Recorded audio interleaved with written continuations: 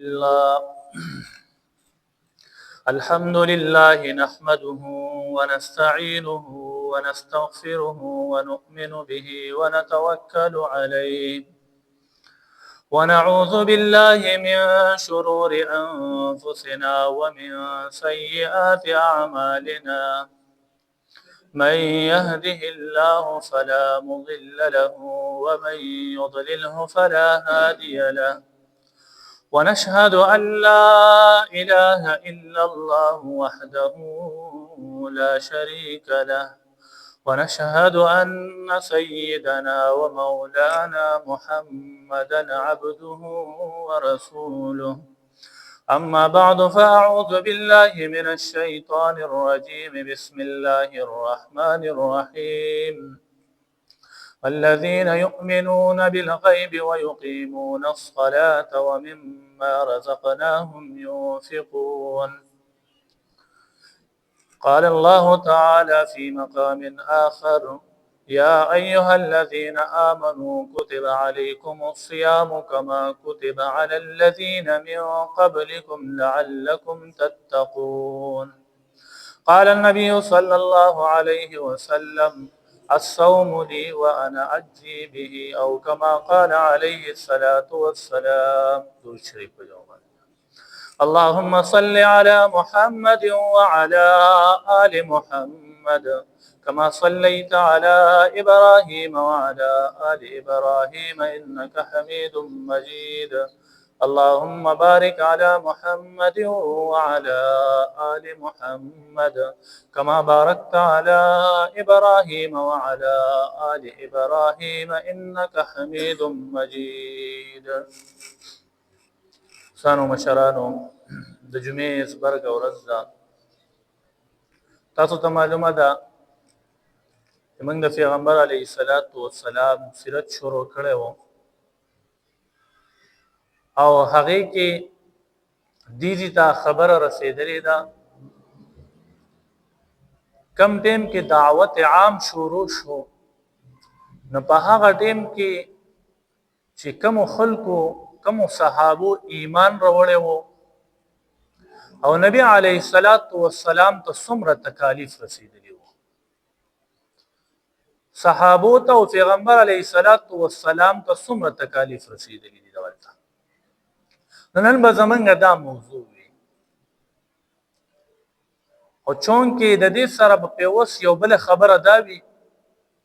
رمضان دی نو د رمضان متعلق به موږ یو دوه درې خبرې د هغې متعلق هم کوو انشاءالله نورونه تاسو ته معلومه ده نبی علیه السلام کله دعوت شروع کړو نو کفارو ته په هغې کې ډېر زیات تکلیف و ولې ځکه چې نبی علیه السلام دعوت سو هغه د لا اله الا الله و چې لایق د عبادت صرف یو الله دی د الله نه علاوه د بل چا عبادت نشته دی مته په دې خبره باندې کافرانو ته ډېر زیات کار ورتللو تر دې پورې راځي نبی علیه السلام د دوانو جهانو سردار مبارک کی ورځي په کعبه شریفه کې بیت الله ته مخامخ ولاړ دی او مونږ کوي نو دغلته کې ابو جهل لعین هم ناسته دغه رنګ عتبم ناسته شیبم ناسته عقبه ابن ابي معيط هم ناسته دلیل سرداران دا ټول ناستی نو پدې کې ابو جهل لعین وایي چې رسول بلال چې پلان کې دوخي هغه پریوان راوړي د پلان کې دوخي هغه پریوان راوړي نو عقبه ابن ابي معيط یو لوی ظالم د کافرانو یو لوی سردار دا پاسې دلو او لاړو هغه پریوان راوړو وی سپه وکم وی دې چې کله په سجده شینو په دې سټي وته کېده ادوانو جهانو سردار مبارک چې کله په سجده باندې پریوتو دا ظالم راغلو په سټ مبارک وته خصیص چې دینه دا کې خو نبی علیه السلام باندې د هغه بوج راغلو نو د اسیدې ته نشو حق قرانګه سجده کې پروت صحابه ډیر په تماشه دي ولیکن د کافرانو ظلم وو ستم وو سو خواله ورتلې نشو ورتلې څوک چې لري کې دي فدې کې حضرت فاطمه رضی الله تعالی عنها راغله او هغه په خپل لاس مبارک باندې دغه پیوان چې دینه دی غزار کله دوانو جهانو سردار مبارک سر روشت کړو نو دې ټول د پاره بد دعا وکړه ټول ته بد دعا وکړه دي دا رنگونه د سي زیړ شول چیرې دلته کې او بیا د دوی د زبان نه نو دا خیره چې دینو دا خو قبول دي نو دا څه ظلمونه به کول بلکې او بیره صحابي فرمای نبی علیه السلام په بازار کې روان وو او خلکو توای اے خلکو تاسو لا اله الا الله وای تاسو با کامیاب شئ اے خلکو تاسو لا اله الا الله وای تاسو با کامیاب شئ شاته پس یو لوی ظالم روان دی هغه سوی اے خلکو دا سړی دروغجن دی دا کذاب دی د په خبرو کې مرازه دا دروغجن دی دا ساحر دی دا مجنون دی ادب خبرو کې مرازه اصحابي فرمای کله چې د ماسپخین ټیم شو نبی علیه الصلاۃ والسلام یو جنې ولګي د لوټه کې ورله وبراوړي نبی علیه الصلاۃ والسلام په هغه سره مخلصو منزل الله سنه منزل او ورته وی چې بچي ته دې بابا په دې ذلت جوړ ډیره زیاته خپای او خپکیږه ما دا ذلت د سوخته پورې دی ستا بابا ور تمام جهان سردار وی د بادشاہ وی د دوانو جهانو سردار بوي دا رنګ یو بل صحابي فرمای نبی علیه الصلاۃ والسلام د ذل مجاز په بازار کې روان وو او خلکو ته आवाज کوي چې اے خلکو لا اله الا الله او تاسو به کامیاب شئ شاته نه بس یو بل ظالم روان دی هغه په ګټو باندې ولي په کانو باندې ولي او وايي اے خلکو د خبره ممنه دا کذاب دی دا دروغجن دی دا مجنون دی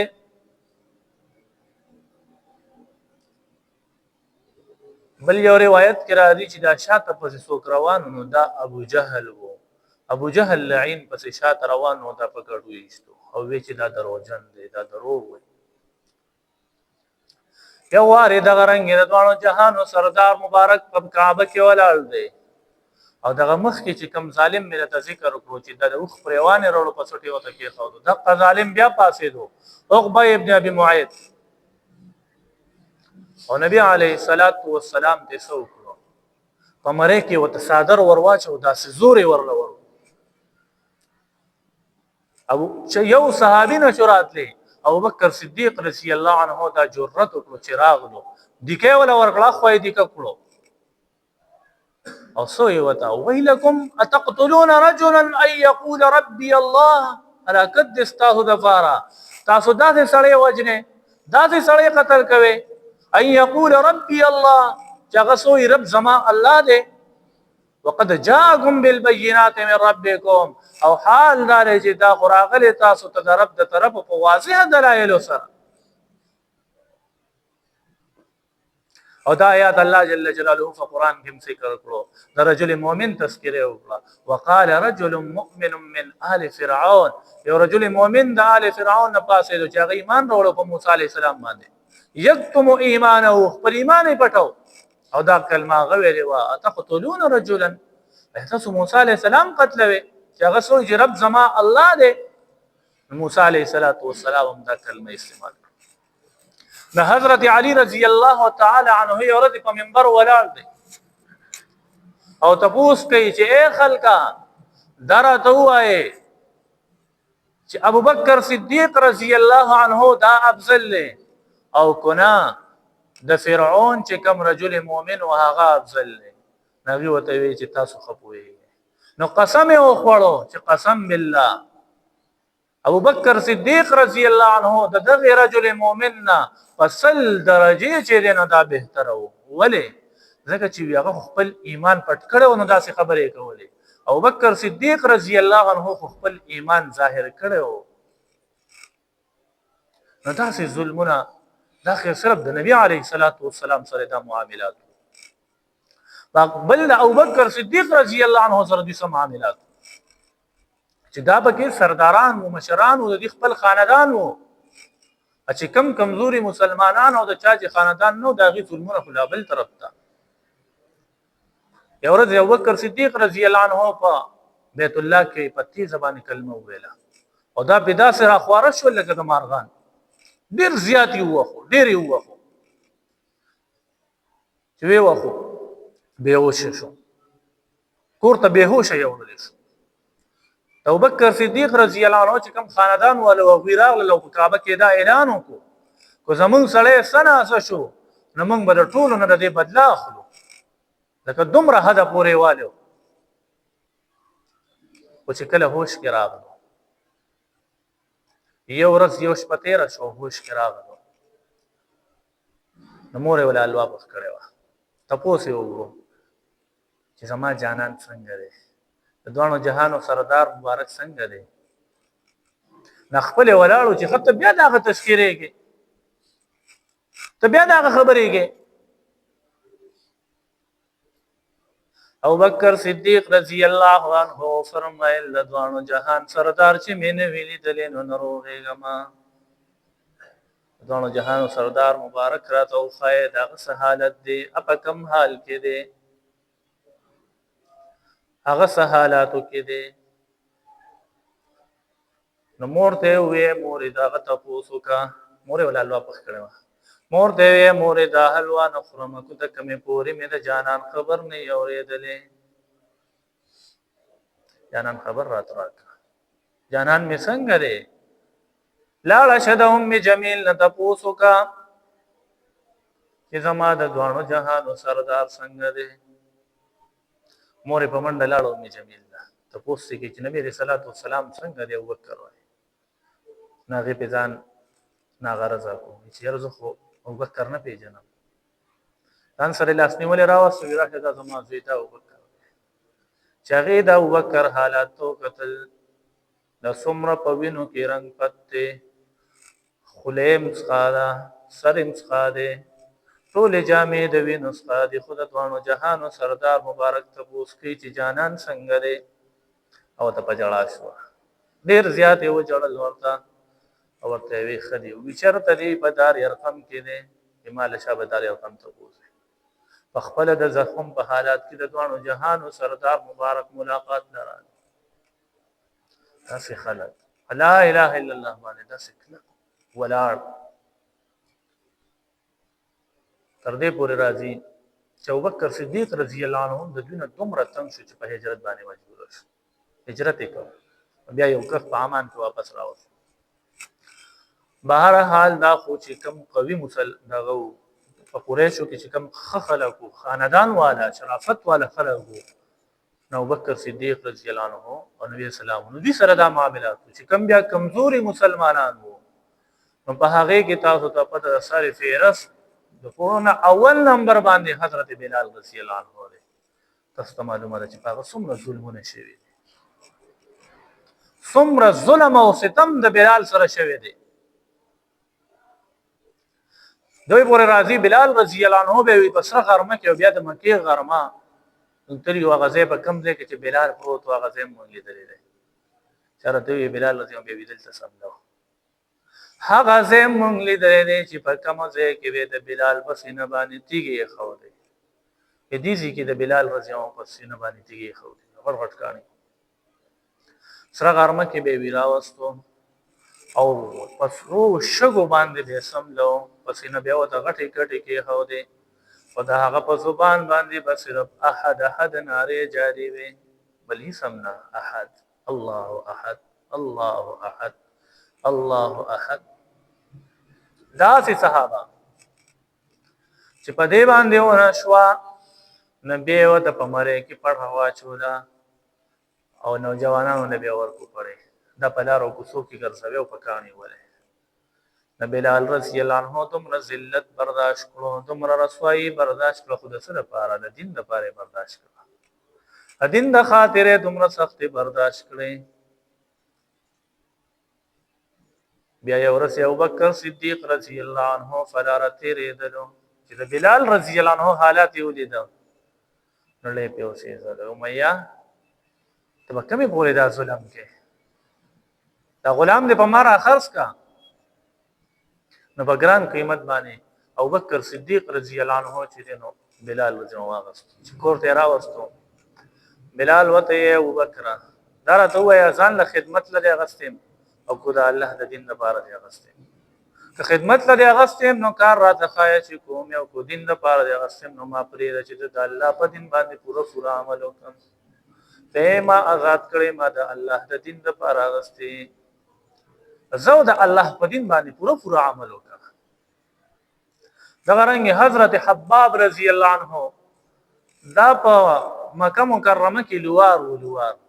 د بخل کوله چړې تیر کول چړې به جوړولې تبرونه به تیر کول دره د کار او پیښوا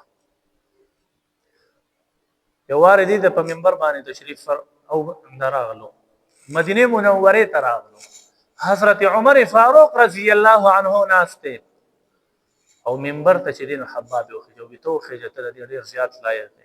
ستانه علاوه د دې منبر لایق یوم نشته الا بلال صرف بلال به دې لایق دی او د امیر المؤمنین بلال هم زمانه اساسيات حقدار نه دی بلال رضی الله عنه بیا په مکه کې داسې خلک وو چې په هغه خو بیړه سي زلو خو زما خدا سي خلک هم نو چې په ما بیړه سي زلي وي یو واری وزو دا صفوان ابن امیہ غلام وو وزي پسروس کروټو باندې سم لولم او دا امیہ راغلو یو ته وی چې په دې مړې باندې وتخپم کېده چې حرکت نه کوي او وخپم را باندې کې خو چې په یو ډډه په بل ډډه نه وي وی تر دې پورې چې هغه سکروټي زما د املا په وینو باندې مړ شي او وکونه من امیر المؤمنین زما د املا لګاو او چې د املا وته خو د نن په املا کې غټه کندې شي وی دا کندې د هغه دي زما په املا په وینو باندې هغه سکروټي چې دینه د املا شي دغه رنګ حضرت عمار او د هغه پلار یاسر او د هغه مور سمیه رضی الله تعالی عنهم باغی باندې څومره سخت تیری شوی دي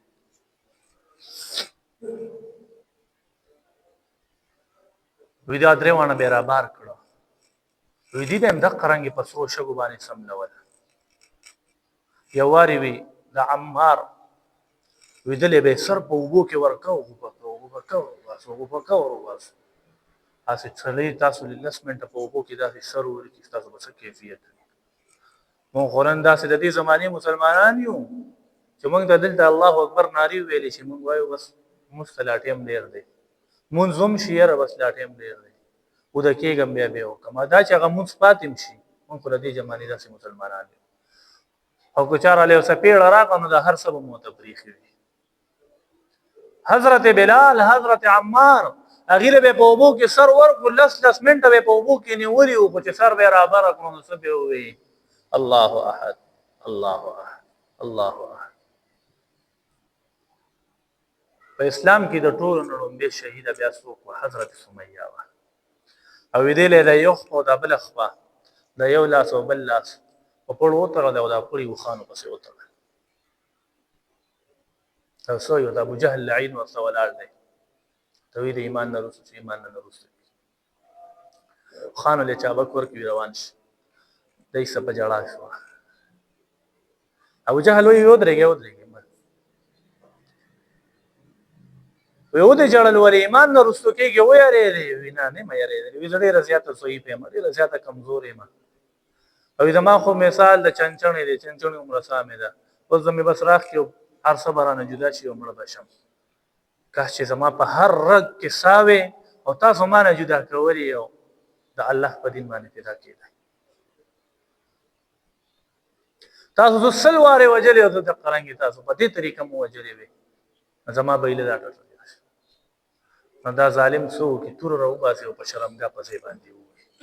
دا هغه نبی هغه شي یا سر چې دینه د دین مخکې دغه ظلم او ستم سره هغه موقع او حضرت عمار د بیا هجرت وکړي حضرت زنیرہ رضی الله تعالی عنها دا د حضرت عمر رضی الله عنه وینځوا ادم کمزوري بوډه و دې چې به کله وی په والو ستړي شو پرې به خو دا وته دې لپاره مې نه پرې خو چړه مې ربانو سيدو په دې وجه مې پرې خو دې چې ستړي شوم چې دې به ستړي شو بل ظالم بوالا ورځ ابو جهل وسه خاندل سوی ودا مړوي کو چرته د ایمان خوب شي ویني نه را به ایمان راوړو کو چرته دا خشه ویني دی به ایمان راوړو خو معلومه شو چې دا فشیز نه دی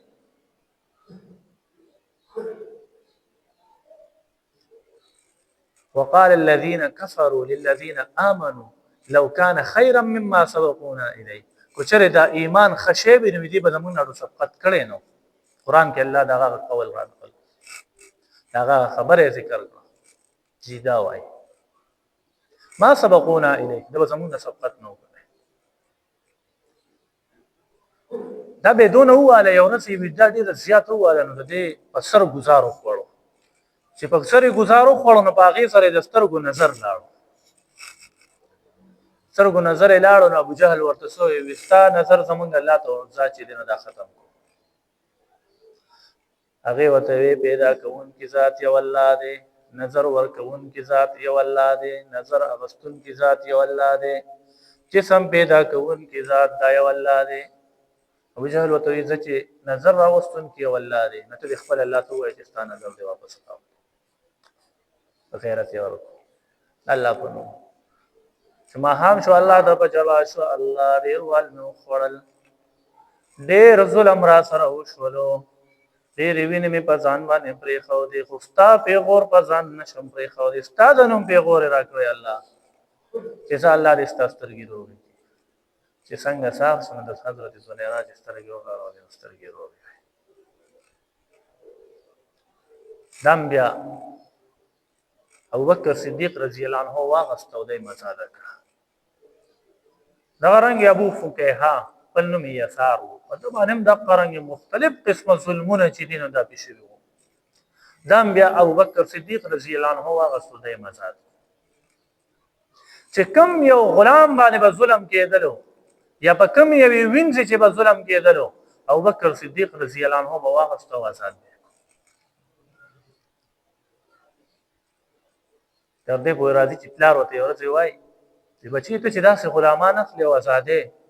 نبي په دې کې د تکړه ځوانان اخلي او هغه آزاد اوس ته په کار راشي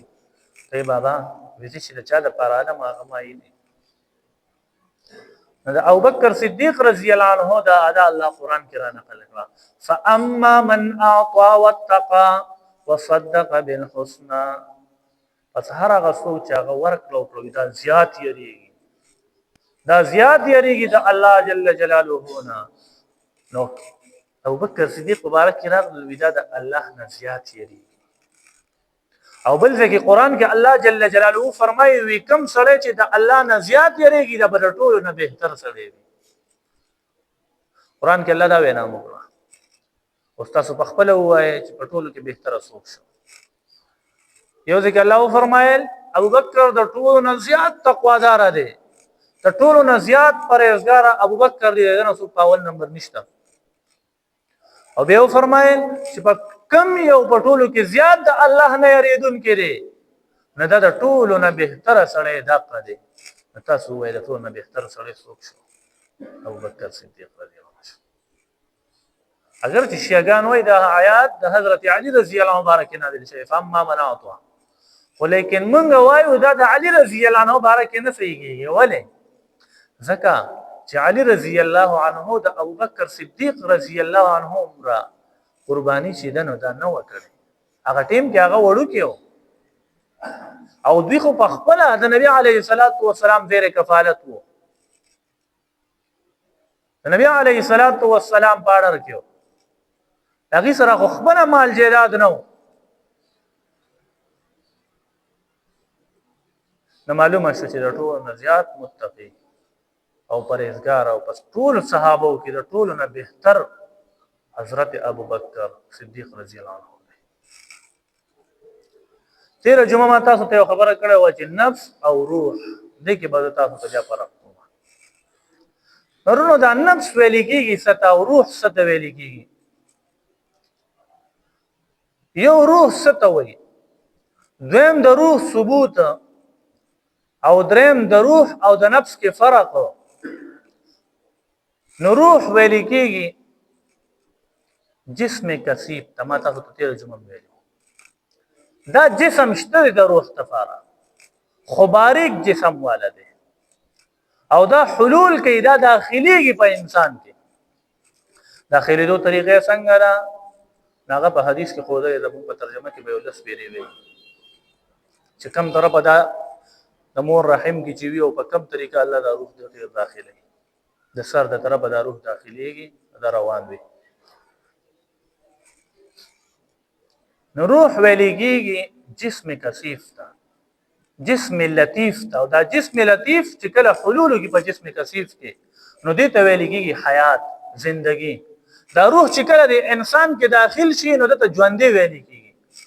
او دغه روح چې د انسان نه بهر شي نو دته بیا مړی ویل کېږي، دې بدن ته مړی وایي. مثال په ذریعه سره تاسو وایئ دا روح څنګه څیز دی او موږ یې ولې نه یو. نو تاسو وګورئ په دې کویله کې یا په دې سکروټو کې ایمان استاد په دې خبره ډېر ښه پوهېږي. نو ما یې اورېدی تپوس وکړو دې سکروټو کې خو اور نشته، دا څنګه اور بلی؟ نو که تاسو وګورئ نو په دې کې خو په ظاهره باندې اور نه وي، خو په دې کې دننه اور شته. د کویله کې په ظاهره اور نشته خو دننه په ده کې اور شته، د دې اور د وجود په ده کې دننه دی. یا ګلاب دی،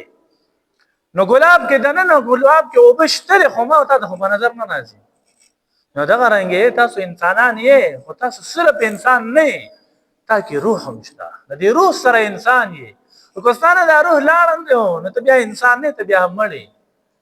ته بیا مرده. او د روح په باره کې قرآن هم ډېر ځایونه ذکر کړي، ډېر ځایونو کې د روح ذکر په قرآن کې راغلی دی. کله فرښتې دا روح په نرمۍ سره راوباسي، د بعضې کسانو نه دا روح په سختۍ سره راوباسي. د روح دا صفات څنګه الله قرآن بیانوي. دغه رنګې حدیث کې راځي نبي علیه الصلاة والسلام فرمایي وی کله چې د انسان نه دا روح ووځي نو دا په یو کپړه کې راټول شي. نو که دا نیکمنه سړی وي نو د جنت کپړې ولا راوړي، جنت کفن ولا راوړل شي وي، ښایسته خوشبو واله وي او یوسلی شي. او که دا جهنمي وي نو د جهنم کفن ولا راوړل شي وي. نو حدیث نه معلومیږي، د حدیثو نه دا معلومیږي چې د روح دپاره جسم شته. قرآن نه معلومیږي او د حدیث نه معلومیږي. خو اوس په دې روح او په نفس کې فرق څنګه دی؟ نو روح ویل کېږي بعضې علما فرمایي چې دې کې خو د سره اړه فرق نشته، خو چې کوم محققین علما دي تحقیق ته رسېدلي دي، امام ابوالقاسم قشیري رحمه الله فرمایي چې په دې دواړو کې فرق دی. روح کې هم او نفس دا ځان له شی دی. روح چې دی دا به ستا نه ښه افعال صادروي، ښه اخلاق والا به تا جوړوي، تا به منځګزاره جوړوي، تا به د خلکو سره په ښه اخلاقو میلاوي. ښه صفات چې تا کې پیدا شو نو پوه شي چې زما روح ژوندی دی، دا ناجوړه نه دی. او که چېرې په تا کې بد صفات پیدا شو نو پوه شي چې دا نفس په ما غالبه دی، نفس په ما غالبه دی. نو بد صفاتو والا ته ویل کېږي نفس او خو صفاتو والا ته ویل کېږي روح. خو صفاتو والا ته روح ویل کېږي، بد صفاتو والا ته څه ویل کېږي؟ نفس ویل. اوس په تاسو وایي چې په دا به مونږ څنګه پیژنو؟ تاسو دا منئ چې یاره د ملایکو وجود شته، او دا هم منئ چې یاره د شیطانو موجود شته، د پیریانو موجود شته. خو د فرښتو نه چې کوم افعال صادریږي دا ښه افعال دي، او د شیطانانو نه چې کوم افعال صادریږي دا بد افعال دي. حالانکه جسم دواړه د جسم لطیف نه جوړ دي، خو یو جسم چې دی نو دې ته ویل کېږي جسم نوراني چې ګایي نه ملایک جوړ دي، او دې بل ته ویل کېږي جسم ناري د اور نه جوړېږي. شیطان پیدا د اور نه دی او ملایک پیدا چې دي دا د څه نه جوړ دي؟ دا د نور نه جوړ دي. نو که اوس تاسو ښه افعال والا جوړ شوئ او ښه اخلاق والا جوړ شئ نو ستاسو تعلق به راشي د فرښتو سره. هلکه وي سم فرښته خصلت انسان دی، ولې چې اخلاق ښه دي منځ داسې صحیح دی روژه صحیح ده او چې کله سړی کې بد خصلتونه راشي مړه وسم شیطان دی وسم شیطان دی نه بد اخلاق بد خصلت والا ته موږ ځکه شیطان وایو او ښه خصلت والا ته خلک بیا سوي وسم فرشته خصلت والا خو تاسو ته ما یو بله خبره کړې وه چې یاره په روژه به لږ شان بحث کوو نو روژه راغله روژه ډېر زیات فضایل دي نبي علیه الصلاة والسلام فرمایي الصوم لي وانا اجزي به دویم حدیث کې راځي الصوم لي وانا اجزا به اجزي به څه مطلب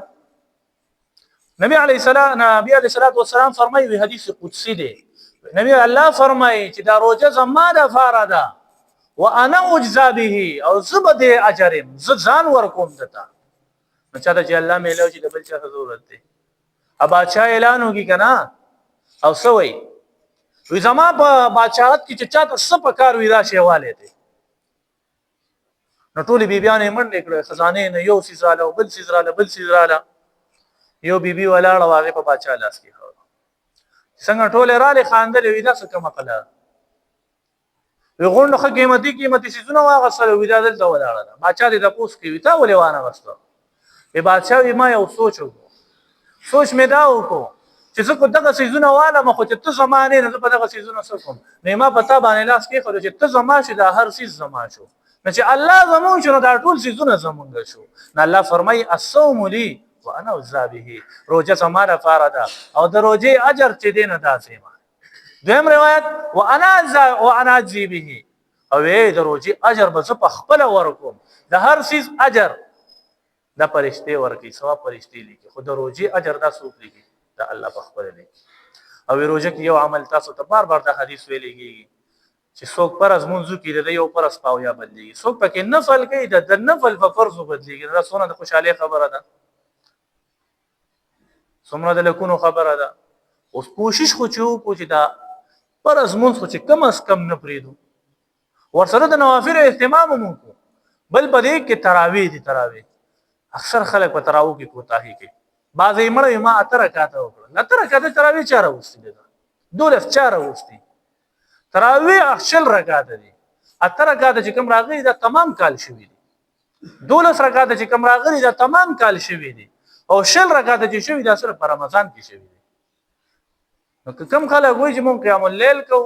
نو هغه دې کوي بیا د تمام کال کوي بل د قیام اللیل دپاره جمع ضروري نه ده تراویح دپاره خو جمع ضروري ده خو بهرحال تراویح کول بل په تراویح کې ختم کول دم ضروري دی ختم کول دا ډېره ضروري خبره ده موږ ثابت کال خاص قرآن نه رالو خو که دلته کې یو 10 ورځو ختم تو درېږو نو په دې زموږ په شان کې څه کمې خو نه راځي الټه به الله ډېر اجر راکړي ځکه چې په یو حرف 10 نیکۍ موږ ته میلاو شي نو دا څومره د قیمتي خبره ده او چې هسې مو ضایع کړو رمضان هم رانه داسې تېر شي نبي علیه الصلاة والسلام په اخرې ورځ بیا سوی وي دا نامراده شو چې چا باندې رمضان تېر شو ته په الله ځان ونه بخو وي دا نامراده ولې ځکه چې په رمضان چې راشي د جهنم دروازې بندې شي شیطانان وتړلی شي او د جنت دروازې کولاو شي نو ستا خو خرڅې ته ځان جنتي جوړی خو جهنمي جوړی تا له اختیار شو په خپله اوس سوچ وکړئ نو چې موږ داسې اعمال وکړو چې هغه موږ جنت ته بوځي بل یوم الشک دا خمه مسله ده یوم الشک څه ته ویل کېږي اگر چې ټایم پوره دی خو مسله اهمه ده نو زه کې درته کومه او سبا یې د روژې هم پته نه لګي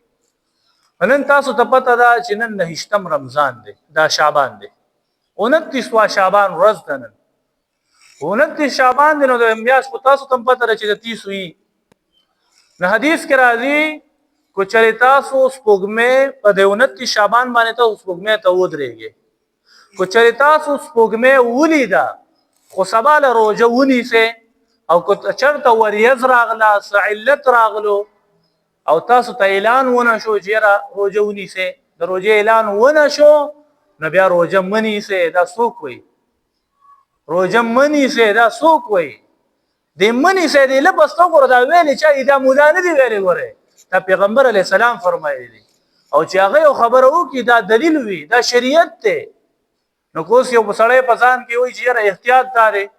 نو یو خوا احتیاط دی او بل خوا شریعت دی شریعت وایي مې نیسه او ته وایې چې احتیاط دا دی چې ویې نیسه نو وایي ته د پیغمبر علیه السلام نه ښه پوهېږي نو سبا کو ته د ماهم نه اعلان وشو چیرې سبا روزه ده دا زنانه اکثر په دې کې کوتاهیان ډېرې کوي یاره وي دا مولیانې خوري خوراک نشته خود نبی علیہ السلام فرمایي کو تاسو سپوږمۍ ولیده خو سبا روزه ونیسئ داسې ویلي دي کومونه وریځ راغله څه علت راغله تاسو سپوږمۍ ښکاره نه شوه نو دېرشم شعبان پوره کړئ نو سبا به دېرشم شعبان بیا پوره کوئ نو بله بیا حکومت اعلان کوي او کو نه کوي بیا پخپله نیسئ او کو مخکې نن مو سپوږمۍ ولیده نو بلکل بېشکه او شوبه بیا خو حدیث کې راځي بیا روژه نیولی شي خو چې چا لیدلی نه یو وایي چې یاره مولیانې خوري نو ګوره دا خبره غلطه ده ته په شریعت عمل نه دی په شریعت چې عمل کوي نو به دې خبرې ته به غوږ ږدې چې نبي اسلام څه فرمایي او وایي که ونیسه نو وبې نیسئ که هغه وایي چې مه نیسه نو نه بې نیسئ الله دې په دې خبرو باندې مونږ هم د عمل کولو توفیق راکړي تاسو ته دې توفیق درکړي آینده جمعې به انشاءالله په رمضان تېرو د رمضان کمې اهمې مسلې دي تاسو ته به مونږ مخې ته ږدو چې دا مسلې دي د رمضان باقي عمل کول نه کول دا ستاسو خبره ده خو زمونږ ذمهواري دا جوړېږي چې مونږ یې تاسو ته بیان کړو تاسو ته مونږ څه وښایو وختي راتلل ډېر څه زده کول نه راتلل لږ څه زده کول نو بس ستاسو خوښه ده وختي راتلې انشاءالله ډېرې مسلې به داسې د رمضان متعلق چې تاسو ته پته نه وي هغه به زده کړي الله دې وکړي چې ټول په وخت راځو او روژه هم ده او بل کار دا کو سبا چرته ختم شروع کېدو نو غون په ختم کې بیا شرکت وکړي الله دې عمل کوو الحمدلله رب العالمین